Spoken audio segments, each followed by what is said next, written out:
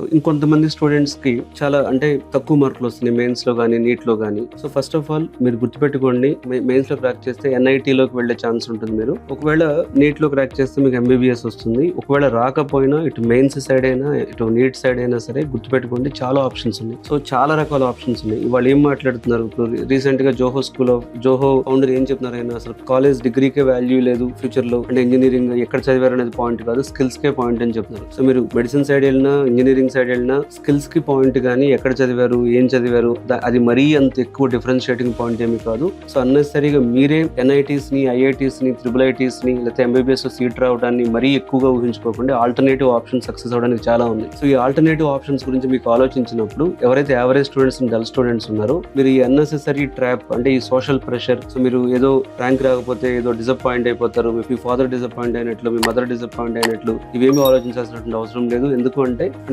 ఈ ర్యాంక్ రాకపోయినా అంటే మీకు మెయిన్స్ క్వాలిఫై అవ్వకపోయినా ఆల్టర్నేటివ్ ఆప్షన్స్ వండర్ఫుల్ ఆప్షన్స్ చాలా ఉన్నాయి. ఇంకెవరికైనా ఈ మెయిన్స్ ఎగ్జామ్ కానీ నీట్ ఎగ్జామ్ కానీ ఎక్కువ ప్రెషర్ అవుతున్నారు లేకపోతే కెరీర్ గురించి కన్ఫ్యూజన్ అవుతున్నారు అనుకుంటే ఈ వీడియోలో ఇచ్చిన నెంబర్ కాల్ చేసి కెరీర్ గైడెన్స్ అపాయింట్మెంట్ తీసుకోవచ్చు. Thank you.